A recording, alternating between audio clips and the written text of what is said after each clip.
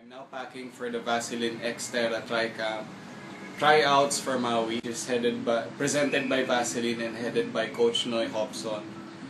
And the idea is it will be the training pool ng Vaseline kung saan the Vaseline and Coach Noy will choose who gets to go to Maui and represent Philippines dun sa Xterra World Championship.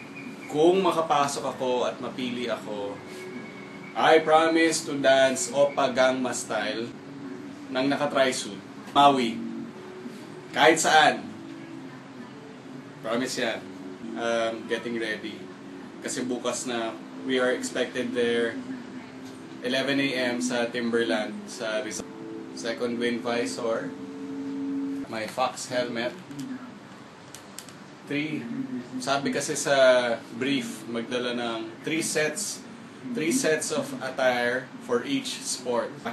Being my background is running, bigay ni Steve Luck dati of K-Swiss. Transition 1 na 3/4 tsaka full length tights to protect my legs as if I have sensitive skin, diba? A lot of transition 1 bottoms, sobrang staple yan for every athlete in training. It does the job. Swim, bike, run, it does the job. Don't forget headwear to be worn under my helmet. Ito bigay to ni Jamie ng TBR. Alibata inspired. Siguro papatato na lang ako ng Alibata din. Nakasulat Mayen. I love Mayen forever. I have the Torlo Xperia. So may padding siya sa heel tsaka sa forefoot, and yung sa taas niya is a breathable lining. Wigwam Ironman socks. Very comfortable and very well cushioned, so kailangan ko yung extra cushioning sa trail. Compress sport also, compression socks. Meron silang 3D dot technology sa ilalim hanggang sa Achilles for added cushioning and support. Papasok pa lang yung compress sport. Huwag kayong mag-alala. Lahat ng nakakita nito, nagtatanong sa akin sa nakakabili. Lapit na. Mountain bike and trail running socks. Of course, hindi pwedeng mawala. One of the best SLS3. I will be representing Second Wind Sun Broadband. So maraming individuals from different teams ang nandun. Ako and Rafi will be the carriers for Second Wind Sun Broadband. Of course, hydration, Nathan. Transition 1 mountain bike shorts. Hinuhuli ko palagi mag-pack yung shoes kasi require serious thought. SLS3 will be my leg savers. Sabi sa schedule, we will always be doing short triathlons, trail running, and a lot of biking. So I'm really banking on these to save my legs and preserve them. So malamang suot ko to every day. This is my Humble GT Zaskar Expert.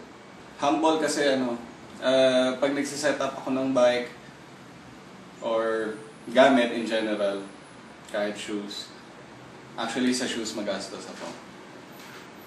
Sa shoes magastos ako. Pero when it comes to bike, humble lang ako mag-set up. Kung ano lang yung feeling ko na sukat lang sa akin, kung hindi naman ako nagpo-podium, feeling ko, hindi ko naman kailangan ng high-end or best of the best na parts. Tapos yung seat, nag-invest din ako sa seat. I use a Adamo Typhoon. Pwede siya sa road or mountain bike. Ang primary selling position niya is comfort. Best saddle ever.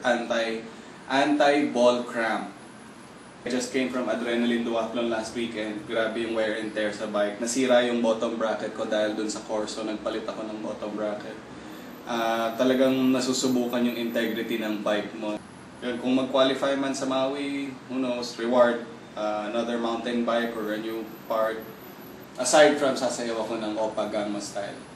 And I have just one saddlebag na walang laman, Deuter saddlebag, water resistant.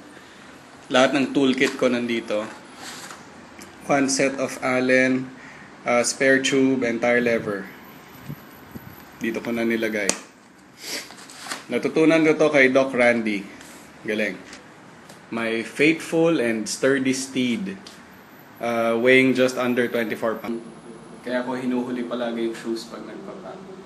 I have 4 trail shoes to choose from. K-Swiss Blade Max Trail.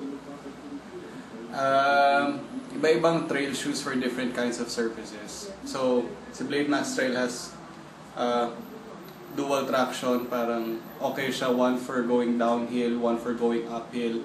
Tapos, it has incredible cushioning with the Blade Max technology. Super ultra soft. Silk soft. Thailand silk fabric soft. Ganun siya kaswabe. Ion Mask technology, water resistant. Gel Tribuco. It's soft, good traction. It's just super heavy, really heavy. It's okay. It gets the job done. 876. This is an old model ng New Balance Trail. Pero I like it.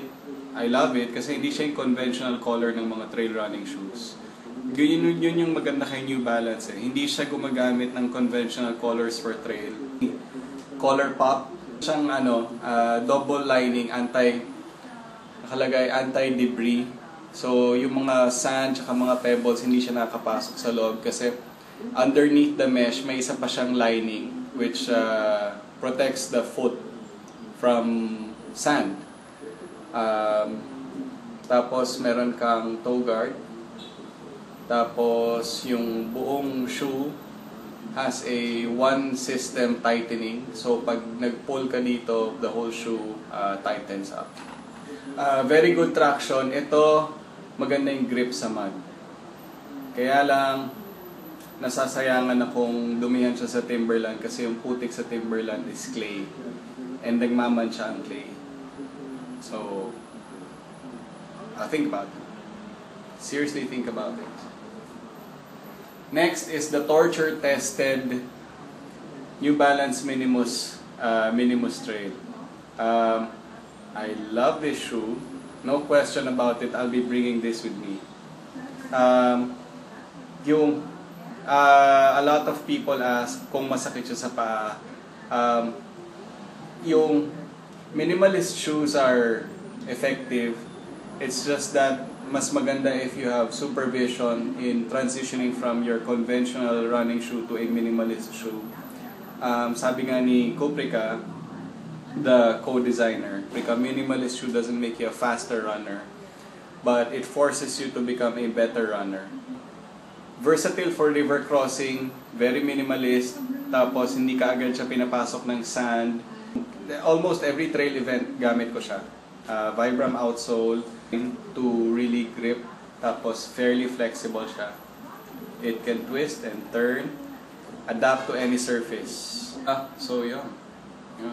Serious thought for different trail shoes.